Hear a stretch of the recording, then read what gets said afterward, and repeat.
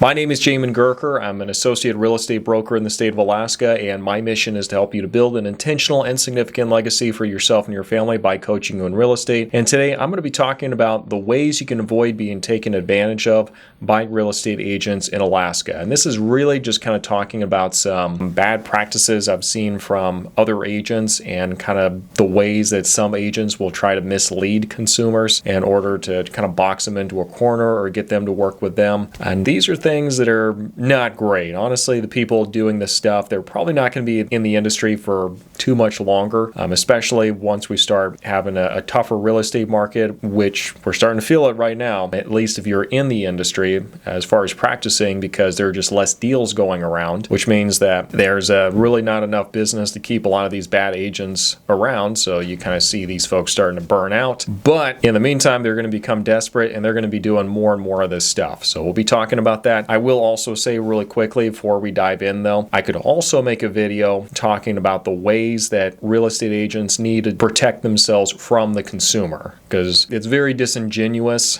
for anyone to be out there and say that there aren't bad people, bad consumers who are also going to be trying to take advantage of real estate agents. And it's pretty disingenuous to say that some people in the general population aren't bad people. Which is definitely the case. So maybe I'll make a video for real estate agents saying how to avoid being taken advantage of and how to protect themselves as well. But this video today is for you as the consumer, talking about how to defend yourself against the bad agents. So let's jump into it. One of the big misconceptions I see is people coming in from out of state and thinking that, okay, so the listing is with such and such brokerage, so I have to go use an agent from that brokerage. And I see like some agents like not correcting this because it benefits them, when the reality is that in Alaska, just about every home is going to be in the MLS, which means that no, absolutely anyone from any other brokerage can go in and make the deal happen. But if you're in that brokerage and someone says, oh, you're with, such and such brokerage, so that means that you can be the one to help me with this. So instead of correcting them and saying, well, technically anyone can, I'd be more than happy to, they just kind of play along with the misconception because it benefits them. And this is highly unethical in my opinion. You really just need to shoot straight with people. They're going to work with you or they're not, but you can't start a relationship out by benefiting from a misconception. Now, another thing that I've seen that is really kind of unclassy, very unprofessional, is if you're going to open houses or you're just talking with an agent online, you're already working with somebody and you're just had to ask a quick question, or you popped into an open house and that agent starts bad-mouthing the agent you're currently working with. This is a huge red flag, and for you as the buyer or the consumer, it is really a good idea just back up slowly, because good agents do not badmouth other agents. Okay, there's just nothing in it for them. The good agents are going to be the sharks, and these agents that aren't very good anyway, they're the minnows. Sharks don't attack minnows, okay? But you will see like some of these actors out there, they're going to try badmouthing, undermining, just in a lot of different subtle ways. For me personally, if I'm at an open house, someone says they're represented, it's like, okay, that's perfectly fine, and try to provide some amount of service just with information, and that's it. Like, I'm not going to go bad-mouthing their agent because it's unclassy, it doesn't look good, it's highly unprofessional, and you're also getting and putting yourself into a spot just not very good. So no, if agent's bad-mouthing the agent you're currently working with, if you have an issue with your agent, keep it in the family, deal directly with that agent that you're dealing with. If it's not going to work, just cut it off, and that's the end of that. But if the agent that the open house or whatever is bad-mouthing your agent, that's a bad sign for them, so you probably don't want to work with them regardless. Now, another really big one, and this actually does get into some pretty significant legal complications here, and this is when an agent does not disclose a conflict of interest to you with the seller or with some other business entity. For example, you get some brokerages up here who have a business relationship with title companies or lenders or any of these other auxiliary services that come along with real estate. That's perfectly fine. And full disclosure, I actually do the same with a title company that I have, and I disclose that right up front. Hey guys, as we're writing this offer, I have a business relationship with this title company. If you want to work with another one, perfectly fine, but just in writing, I do have a conflict of interest here. Do you want to use these folks or someone else? And then we go with whatever it is that they want to do. But not disclosing that is a big problem, okay? Because the agent is kind of hiding from you that they're benefiting from the transaction in some other way, even if it's by a little bit. Additionally, if you have a relationship with somebody else, like let's say the listing agent is related to the seller or the inspector or the contractor that came in, you really want to make sure that the agent is being really upfront with all that, with any sort of conflict there, because it's a big deal. Like if I'm doing a deal with someone and I find out later on that the inspector was related to the listing agent or the seller, like I'm going to be pretty livid. Yeah, I'm going to be pretty pissed. And because it's obviously an enormous conflict of interest, it has a big bearing on what happens in the transaction. And, while there's no specific disclosure for that, you better believe you better disclose it, because that's clearly a material fact.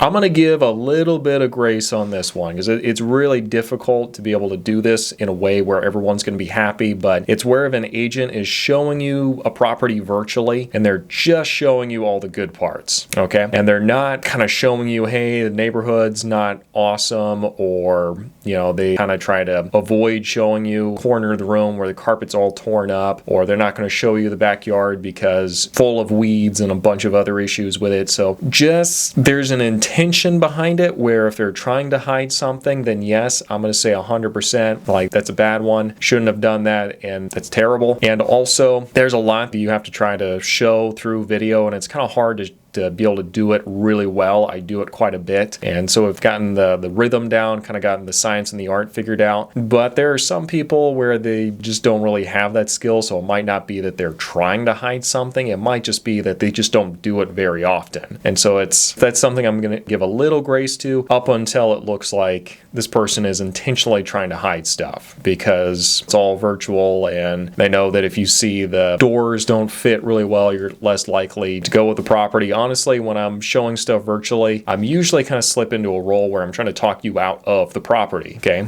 Because I'm trying to be that upfront with everything that's going on. And if you see stuff virtually that doesn't look right and you get there and it's like, oh yeah, well, we already knew about that, it's not going to be that big of a deal, and it's going to feel a whole lot better than getting there and it being a surprise. We're going to be finishing this list in just a minute, but before we do, though, I just want to make sure you were all aware I do host a podcast called the Alaskan Journey Podcast, where I interview people who have recently moved to Alaska, or also people who have lived here for a while. They just have a lot of pros and cons that they want to share with you as well. So make sure you go check out the link for that podcast down below, called the Alaskan Journey Podcast, and that's going to be a great resource for you. And also, if you're looking to just plug into a social group when you get here, make sure you check out our Alaska Monthly Meetup group, which again is going to be in the description section down below. It's going to be a Facebook group, and that's going to be how we coordinate all of the events for the monthly meetup. Now the next one here, it's going to kind of depend on the specific scenario that we're looking at, but there are some agents that will try to make it sound like, oh, if you work with me, it's going to be cheaper. You're not going to have to pay as much commission. And first off, buyers, they can, but you like 99.9% of the time, they do not pay for real estate commission in Alaska. That is by and large a seller expense customarily. Now, if we're looking at someone saying, well, you'll get a discount because blah, blah, blah. Okay, I'd have to know more what's going on there before I can make a determination, but usually that sounds like it's into inducement, which is me trying to really entice you to work with me by doing stuff like possibly giving away a portion of my commission, which that is very illegal in Alaska, because I got that commission as a result of me having this license, and I cannot give money to someone who is not licensed for real estate. That is very illegal. And also, besides that, there's really no way to give a discount. So, I mean, it's kind of just pulling a wool over people's eyes, trying to make it sound like working with so-and-so is going to somehow save you anything. That's really not the language that someone is going to use who is used to going in there and getting stuff done effectively and doing it well.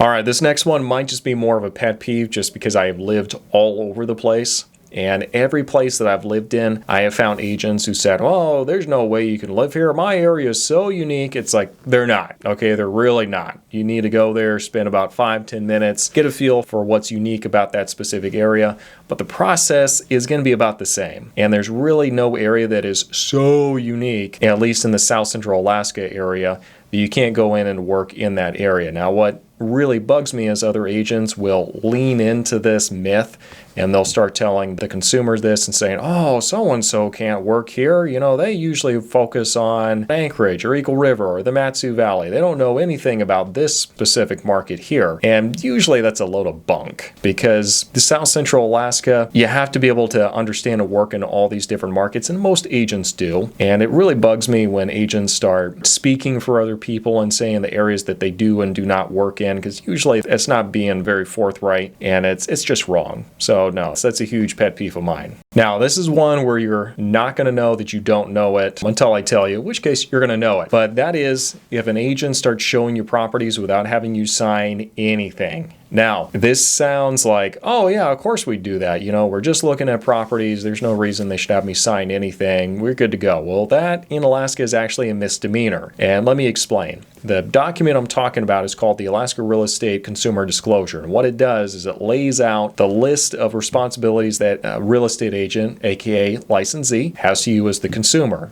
Honest and fair dealing, timely, good management of money, like confidentiality, all this stuff. But if you don't sign that document, if something goes sideways, no lawyer is going to be able to determine what level of service you were entitled to. So for that reason, that's why it's a law that an agent has to have you sign this, so it really lays out in writing what level of service you are obligated to. So that's the reason the AREC is so important. And if an agent is taking you around and showing you stuff without having gone through that and explained the different levels of service, then that's a big red flag. All right, last but not least, tipping your agent is not customary. This is something that actually happened. I was talking with a trainer, and he said that a buyer approached him years after working with somebody and said, oh yeah, so I worked with so-and-so, the closing came, went, got her commission, and then this individual came back to me later and said that there's a customary to tip your agent a couple $1,000s.